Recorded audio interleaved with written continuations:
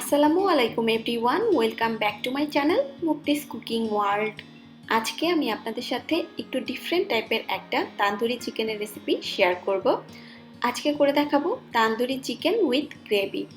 বলতে পারেন অনেকটা আমি আমার নিজের মতো করে এই রেসিপিটা আপনাদের সাথে শেয়ার করছি। আমি প্রায় সময়ই এভাবে তান্দুরি চিকেন উইথ গ্রেভিটা করে থাকি এবং এটা খেতে অসম্ভব মজাদার হয়ে থাকে। এটা রুটি, পরোটা, নান, এমনকি পোলাও কিংবা বিরিয়ানির সঙ্গেও পরিবেশন করতে পারবেন। তো চলুন দেখে নেওয়া যাক। প্রথমে আমি মশলাটা রেডি করে নিচ্ছি। এর জন্য একটা মিক্সিং বোলের মধ্যে আমি 1/4 কাপ পরিমাণ টক দই নিয়ে নিলাম। এখন এর মধ্যে আমি দিয়ে দিচ্ছি 1 টেবিল চামচ পরিমাণ আদা বাটা, দিচ্ছি 1 টেবিল চামচ পরিমাণ রসুন বাটা। এখন এর মধ্যে আমি দিয়ে দিচ্ছি 2 টেবিল চামচ পরিমাণ পেঁয়াজ বাটা। এবার দিয়ে দিচ্ছি 1 টেবিল চামচ পরিমাণ লাল মরিচের গুঁড়া, দিচ্ছি 1 চা চামচ পরিমাণ জিরার গুঁড়া।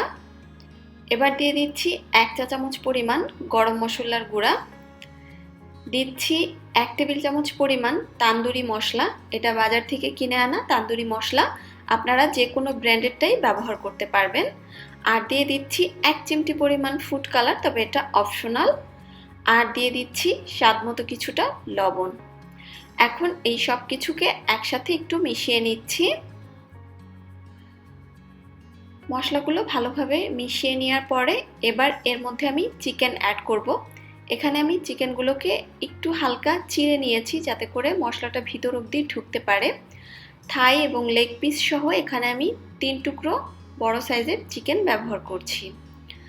খুব ভালোভাবে হাত দিয়ে চিকেনের সঙ্গে মশলাটাকে মেখে নিতে হবে যাতে করে সব জায়গায় সমানভাবে মশলাটা লাগতে পারে।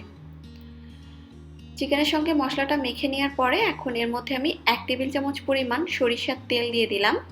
চেষ্টা করবেন অবশ্যই সরিষার তেলটা ব্যবহার করার জন্য, এতে করে খুব সুন্দর একটা ফ্লেভার অ্যাড হয় এই তান্দুরি চিকেনের মধ্যে। সরিষার তেলটা দিয়েও খুব ভালোভাবে মেখে নিতে হবে। সব কিছু চিকেনের সাথে হাত দিয়ে ভালোভাবে মেখে নেওয়ার পরে এই চিকেনের টুকরোগুলোকে আমি 1 ঘন্টার জন্য ম্যারিনেট করে রাখবো। আপনাদের হাতে সময় থাকলে আরও বেশি সময় ধরেও ম্যারিনেট করে রাখতে পারবেন। চুলায় আমি একটা ফ্রাই প্যান বসিয়ে নিয়েছি। এখন এর মধ্যে দিয়ে দিচ্ছি 2 টেবিল চামচ পরিমাণ রান্নার রেগুলার সয়াবিন তেল। আর তেলটা একটু গরম হওয়ার জন্য রেখে দিচ্ছি।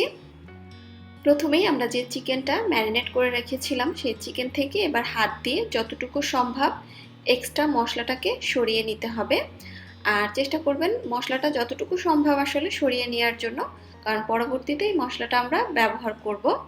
তো এভাবেই সবটুকু মশলা ছাড়িয়ে নিতে হবে এবং মশলা ছাড়িয়ে চিকেনগুলোকে তেলের মধ্যে ভাজার জন্য দিয়ে দিচ্ছি। আর যে এক্সট্রা মশলাটা থাকবে সেটা কিন্তু নষ্ট করা যাবে না, সেটা একটা সাইডে রেখে দিবেন, সেটাও আমরা পরবর্তীতে ব্যবহার করব এবং সেটা দেখতে পারবেন। এই তো এভাবে চিকেনটা দিয়ে নেওয়ার পরে এবার ঢাকনা দিয়ে ঢেকে চুলার আঁচটা মিডিয়াম লোতে করে 10 মিনিটের জন্য এভাবেই ঢেকে এক একটা সাইড আমি ভেজে নিব।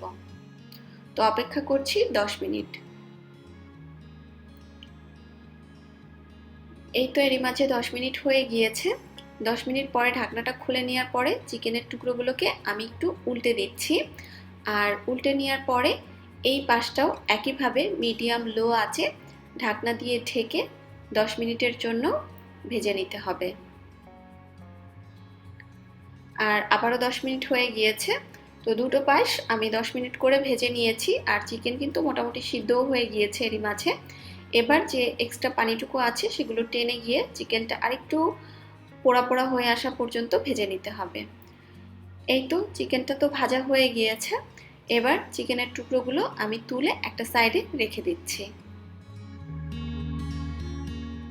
চিকেনের টুকরোগুলো আমি যে মশলার মধ্যে ম্যারিনেট করেছিলাম সেই মশলাটা কিন্তু বাটির মধ্যে রয়ে গিয়েছে, কারণ আমরা চিকেন ভাজার আগে হাত দিয়ে যতটুকু সম্ভব মশলাটাকে ছাড়িয়ে নিয়েছিলাম।